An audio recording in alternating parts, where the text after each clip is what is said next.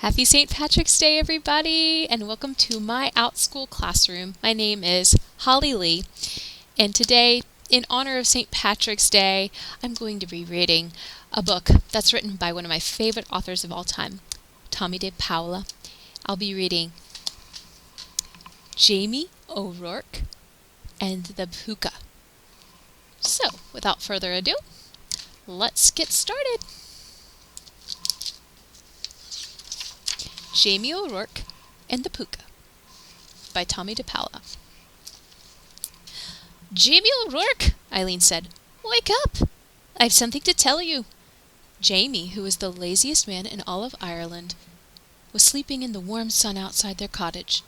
His wife gave him a shake. Wake up for heaven's sake," Eileen said again. "I'm not sleeping," Jamie answered with a yawn. "Sure, I was sitting here thinking."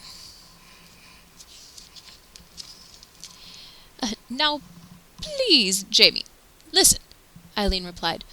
"Do you remember that I'm going to visit my sister Kathleen and her family to help with the new baby?" Jamie let out a snore. Eileen poked him. "What are you doing, woman? Can't you see I'm right in the middle of solving a great problem?" Jamie answered. "Well, now that all the fine thoughts I was having have clear flown out of me head, you might as well tell me what's going on."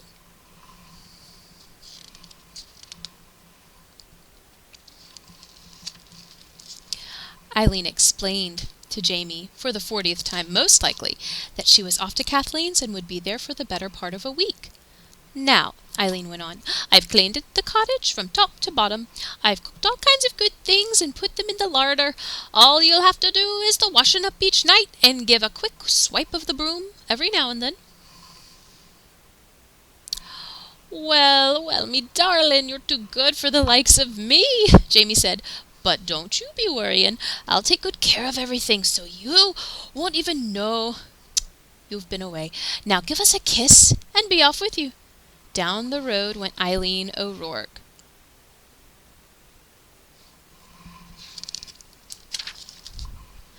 "All of this commotion has made me as tired as a farmer plowing 5 fields," Jamie said to himself. "I think I'll just have me a lie down. And sure, isn't that a sweet idea? If I stay in bed and only get up for a bite, I'll not be dirtying a thing." So Jamie O'Rourke climbed into bed, even though the sun was high in the sky, and fell fast asleep.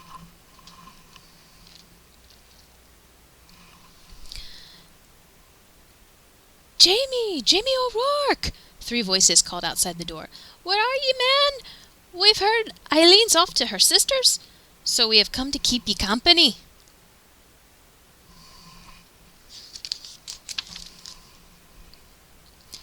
Jamie woke up and recognized the voices of his cronies, Patrick, Michael, and Seamus. Jamie got out of bed, and since he hadn't taken off his clothes, he didn't have to be putting them on again. Come in, lads," Jamie said, opening the door. The sun was sinking behind the hills. "Well, what do we have here?" Jamie asked, pointing at a crockery jug. "This is the finest cider you'll taste this side of the county," Patrick said. "Get some mugs," Michael said. "And some grub," Seamus said. He knew that Eileen wouldn't leave Jamie without plenty of good things to eat.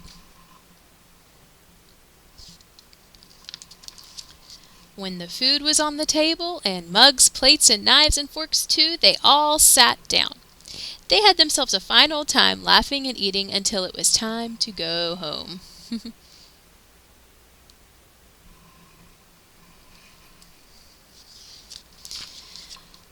"Well," the 3 friends told Jamie, "we'll be heading down the hill, and you'll be wanting to get your rest, Jamie. Tomorrow you'll be having a busy morning cleaning up all this mess." "Aye, that's the truth, lads," Jamie said, looking around. But the mere sight of the messy cottage made him the most tired man in all of Ireland, as well as the laziest, so he went to bed. Jamie was fast asleep when a noise woke him. It was the sound of the cottage door and the clatter of hooves on the stone floor. Jamie opened one eye and took a peek. And what a sight he saw! He couldn't tell if it was a man or a donkey standing there. Whatever it was, it had long ears and a tail. "Saints preserve us," Jamie whispered.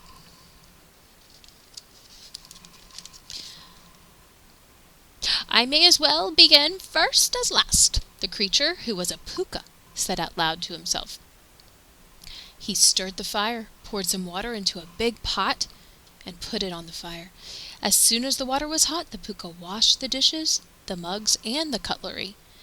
He put the leftovers in proper dishes and back into the larder. He swept the floor and gave the fire a good raking.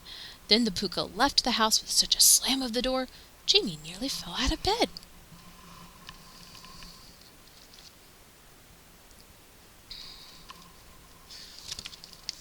The next evening, when Patrick, Michael, and Seamus came by with a fresh jug of cider, they were amazed to see the cottage as if Eileen had been there. "How did this all happen?" they asked. "Well, me lads," Jamie replied, "I got up with the birds and cleaned it all up, just like any good husband would do when his darling wife is away."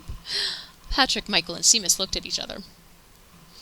They didn't really believe Jamie, but there it was. So the four friends had another grand time, just like the night before.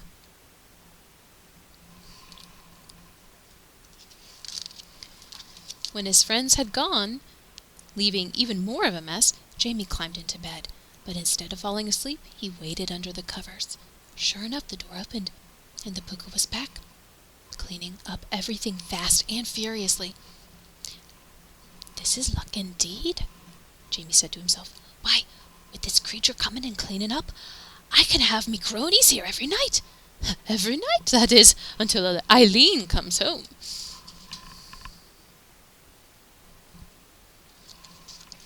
And that is what he did. Night after night, Jamie, Patrick, Michael, and Seamus had a grand old time making a grand old mess, and every night the Pooka came in and set things to right. By the end of the week, Jamie was curious about this accommodating creature, so he decided to stay up and have a chat with him. He was a little scared when the Pooka came in and went right to the fire, but he took a deep breath, swallowed a mouthful of cider for courage, and spoke up. "Now then, sir, if I'm not taking a liberty, might I be knowing who you are and why you are so kind as to do the cleaning up each night after me friends, and meself?" The Pooka turned and looked at Jamie. "I'll tell you, and you're welcome to it. A long time back, I was the laziest servant that ever was clothed and fed and did no work for it. When my time came for the other world, this is the punishment I was given for my lazy ways, to find a place each night to labor in. As I was wandering by the other night, I looked in the window of your cottage. As sure as can be, you needed my help. It's not so bad, for at least I'm out of the cold. But when I finish my work, the saints preserve us, that cold wind goes right through me bones. It wouldn't be so hard if I had me a nice warm coat." Well, well, Jamie thought, I can probably help the poor creature out. The next night, after his friends left, Jamie sat and waited for the Pooka. Eileen would be home tomorrow, but Jamie wasn't worried. He knew the Pooka would do an excellent job of cleaning up, especially when Jamie gave him the old coat he had pulled from the trunk.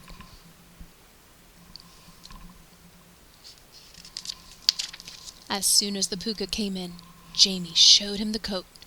He helped him into it and buttoned it up. The Pooka went to the mirror. He was most pleased with what he saw.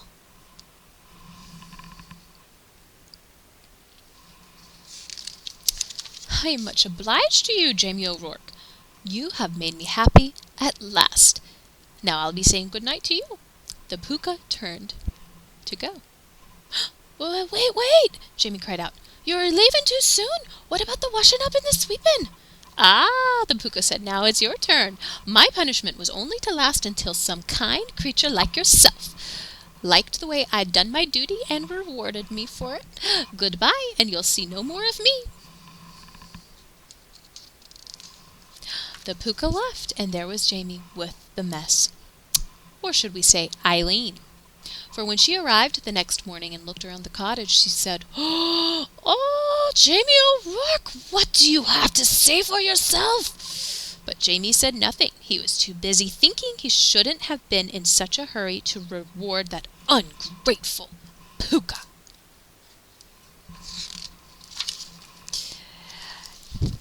That's it, my friends.